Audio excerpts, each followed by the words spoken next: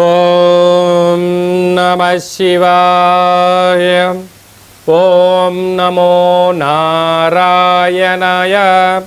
నరదృష్టి నివారణ కాల భైరవాయ నమో నమః.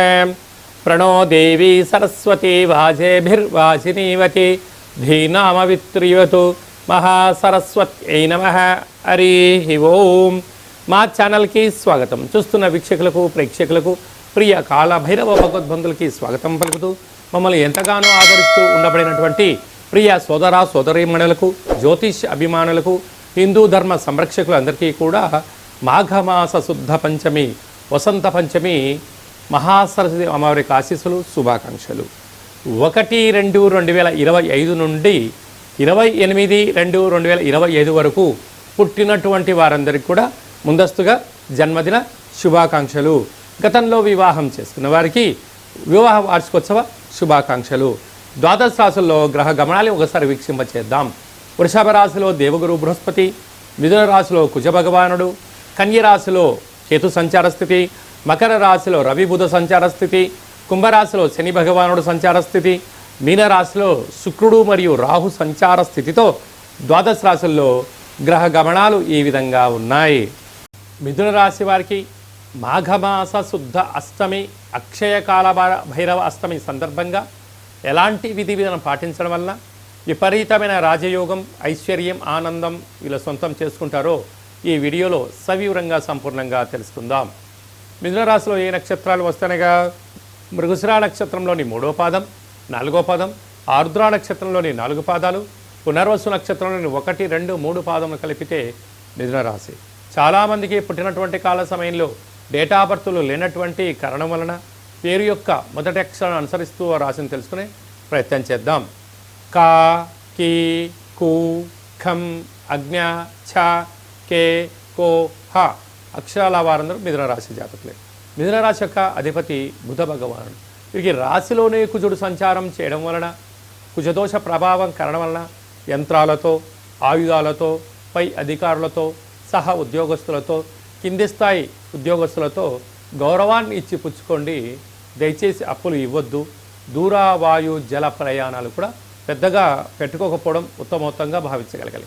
అర్ధాస్తమ కేతు కారణం వలన చిన్న చిన్న విషయాలకు ఆందోళన తగదు. దూర ప్రయాణాలు చేసేటప్పుడైనా ఇంకొక ప్రణాళిక రచించేటప్పుడు మీ వ్యక్తిగతంగా అది ఓకే అనుకున్నప్పుడు మాత్రమే మీ మనసు చెప్పిన మాట మీరు వినండి. విజయం మిథున రాశి వారి సొంతం అవుతుంది. అలాగా ఏడాది తర్వాత రవి భగవానుడు మకర రాశిలో అష్టమ స్థానంలో బుధుడితో కలిసి ఉండడం వలన మీ జన్మ నక్షత్రం రోజున పూర్ణిమ, అష్టమి, అమావాస్య తిథుల యందున ఆవేశానికి దూరంగా ఉండండి, వివాదాలకు దూరంగా ఉండండి, క్రయ విక్రయాలకు కూడా దూరంగా ఉండండి. నీటి ప్రయాణాలు పెట్టుకోవద్దు, వాయు ప్రయాణాలు కూడా పెట్టుకోవద్దు. వీలైనంత వరకు మౌనం, ధ్యానం, ఏకాగ్రత అనేటువంటి కార్యక్రమాన్ని ఆచరింప చేయడం వలన మిథున రాశి వారికి విపరీతమైన రాజయోగం, మనశ్శాంతి, ఆనందం మీ సొంతం కాబోతుంది. భాగ్యస్థానంలో శని భగవాను ఉండడం వలన ప్రేమికులకు చాలా మంచి కాలం. భార్యాభర్తలకు వివాహం కాని వారికి వివాహం అవ్వడం, ఆయన దంపతులు ఒకరిపైన ఒకరు ప్రేమానురాగాలుగా ఉండడం, వివాహాది శుభ కార్యక్రమాల్లో పాల్గొనడం వల్ల అద్భుతమైన ఆనందం మీ సొంతం కాబోతుందని చెప్పి గమనించాలి.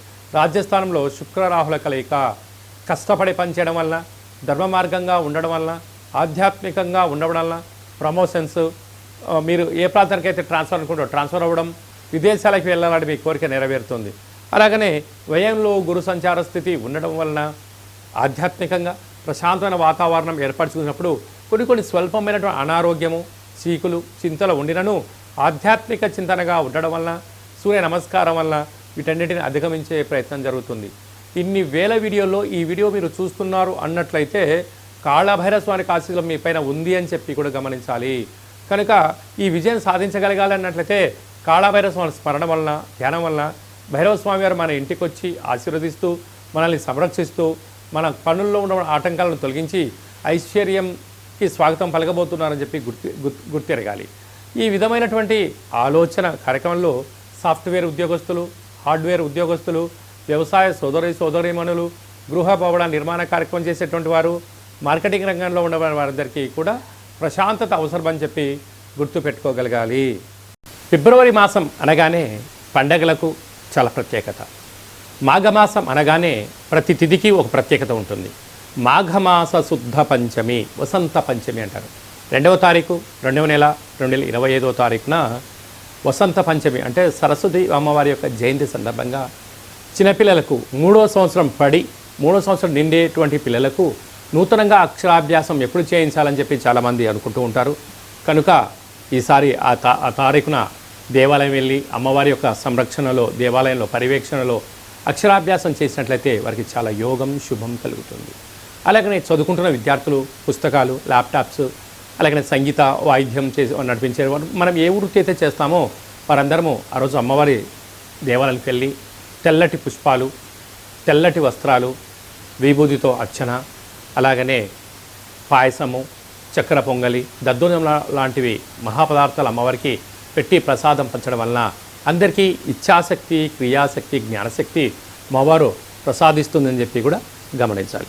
అలాగనే 4వ తారీఖున మాఘమాస శుద్ధ సప్తమి, రథ సప్తమి, స్వామివారికి జయంతి అవ్వడం వలన నమస్కారము, అర్ఘ్యము, ఆసనము, 12 ఆసనాలు, అలాగనే అరుణ పారాయణము చేయడం వల్ల సూర్యభగవాని ఆశీస్సులు కలిగి సంపూర్ణ ఆయురారోగ్యాలు మన సొంతమవుతాయి. అలాగే 5వ తారీఖు అక్షయ కాలభైరవాష్టమి కనుక ఇంట్లో పుష్పాణ దీపాన్ని, నారికెల దీపాన్ని, నింబకుష్మ దీపాన్ని, ముడుపును, కాళభైరస్వామి స్మరణ, ధ్యానం చేయడం వల్ల అద్భుతమైనటువంటి అష్ట కష్టాలను తొలగిపోయి అక్షయంతో కూడుకున్నటువంటి భైరవాశీస్సులు మన సొంతమవుతాయని చెప్పి కూడా గమనించాలి. అలాగనే మనకు 12వ తారీఖు మాఘమాస పూర్ణిమ, నదీ స్నానము, సముద్ర స్నానము, దానము, అభిషేకము, శ్రీ రమాసహిత సత్యనారాయణ స్వామి వ్రతము చేయడం వల్ల సంపూర్ణ ఆయురారోగ్యాలు మన సొంతమవుతాయి. 21వ తారీఖున మాఘమాస బహుళాష్టమి, అక్షయ కాలభైరవాష్టమి సందర్భంగా స్వామిని స్మరణ, ధ్యానము యోగదాయకంగా భావించగలగాలి. అలాగే మనకి 26వ తారీఖున మహాశివరాత్రి పండగ అంటే జన్మకో శివరాత్రి, జీవితానికి ఒక శక్తి అంటూ ఉంటారు. కనుక ఫిబ్రవరి 26వ తారీఖున శ్రీ మహాశివరాత్రి సందర్భంగా మనమందరికీ స్వామిని స్మరిద్దాం, ధ్యానిద్దాం, అభిషేకం చేద్దాం, అష్ట కష్టాలకి స్వస్తి పలుకుదాం, ఐశ్వర్యాన్ని స్వాగతం పలుకుదాం. అలాగే 27వ తారీఖున మాఘమాస బహుళ పక్ష అమావాస్య అంటే మాఘమాసంలో వచ్చేటువంటి అమావాస్య చాలా మహిమాన్వితమైన అమావాస్య. కనుక కాళభైరవ స్వామిని పూజ చేసి స్మరణ చేసి ఆ అష్టోత్తర పారాయణం చేయడం వలన మనకు విపరీతమైన అష్ట కష్టాలను పులిస్తా పెట్టి ఐశ్వర్యం మన సొంతం అవుతుందని చెప్పి గమనించాలి.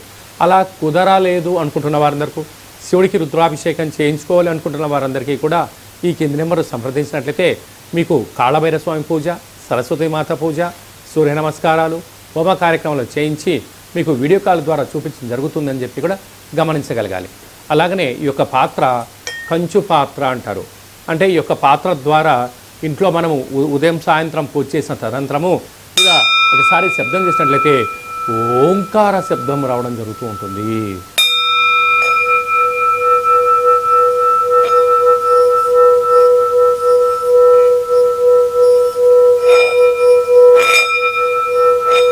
ఇలా శబ్ద తరంగాల్ని సృష్టించడం వల్ల ఈ పాత్రలోంచి మనం ఒక్కసారి గమనించినట్లయితే ఓంకార శబ్దము ఆ శబ్దం ద్వారా ప్రసరించడం జరుగుతుంది.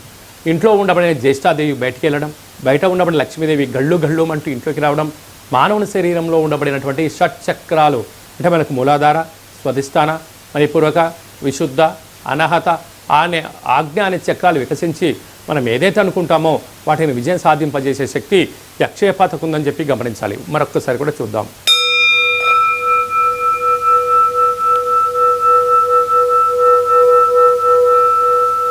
కనుక ఈ అక్షయ పాత్రతో పాటు కాళభైరవ స్వామి యొక్క పిరమిడు, డాలరు, కంకణము, మీకు 20 రకాల వస్తువులతో దిష్టి తీయించడము, అలాగనే మీకోసం ప్రత్యేకంగా కాళభైరవ హోమం చేయించి వీడియో కాల్ ద్వారా చూపించి మీకు ఈ అక్షయ పాత్రను మీకు కొరియర్ ద్వారా అందజేయడం జరుగుతుందని చెప్పి కూడా గమనించాలి.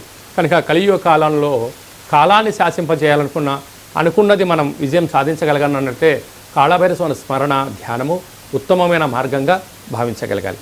అలాగే మీ వ్యక్తిగత జాతకం తెలుసుకోవాలనుకుంటున్నారా? మీ యొక్క పుట్టినటువంటి కాల సమయంలో తేదీ, నెల, సంవత్సరం, సమయం, మీ పేరు రాసి పంపించినట్లయితే 100 సంవత్సరాల జాతకాన్ని రాసి పంపించి మీరు పుట్టినప్పుడు గ్రహ గమనాలు ఎలా ఉన్నాయి, ప్రస్తుతం ఎలా ఉంటున్నాయి, రాబోయే కాలంలో ఎలా ఉండబోతున్నాయో సవివరంగా సంపూర్ణంగా తెలియజేయడం జరుగుతుంది అని చెప్పి గమనించాలి. చాలామందికి పుట్టినటువంటి కాల సమయంలో డేటా బర్తులు లేనటువంటి వారికి మీ పేరు యొక్క మొదటి అక్షరాన్ని అనుసరిస్తూ రాశిని స్థితిగతులను తెలియచేస్తూ రమణ శాస్త్రం ద్వారా అనగా కాళభైరవ ఉపాసన చేత గవ్వల ద్వారా భూత భవిష్యత్ వర్తమానాన్ని తెలియజేయడం జరుగుతుందని చెప్పి కూడా గమనించగలగాలి. కనుక జాతకాన్ని తెలుసుకుందాం, జీవితంలో రాబోయే ఆపదలను నివారిద్దాం, ఐశ్వర్యానికి స్వాగతం పలుకుతాం. కనుక జాతకం తెలుసుకోవాలనుకుంటున్న వారందరూ కూడా ఈ కింది నెంబర్ని ఆన్లైన్ ద్వారా కానీ ఆఫ్లైన్ ద్వారా కానీ వాట్సాప్ ద్వారా సంప్రదించి అపాయింట్మెంట్ తీసుకొని సంప్రదించగలరు.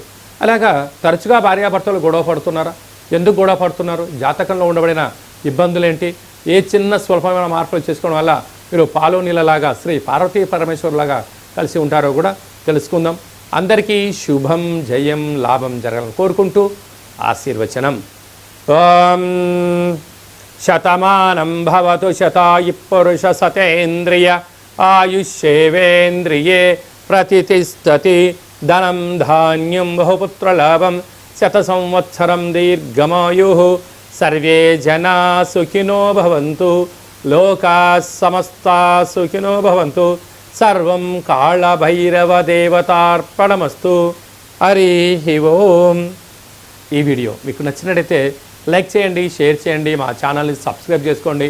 నేను చేస్తున్న ఆధ్యాత్మిక వీడియోలు అందరికన్నా ముందుగా మీరు తెలుసుకోవాలి అనుకున్నట్లయితే గంట సింబల్ ప్రెస్ చేయండి, ఆల్ బటన్ తెలియచేయండి. మీరు ఎవరి క్షేమాన్ని అయితే కోరుకుంటున్నారో లేక మీ క్షేమాన్ని ఎవరైతే కోరుకుంటున్నారో వారికి ఈ వీడియోని ఫార్వర్డ్ చేసి హిందూ ధర్మాన్ని కాపాడండి.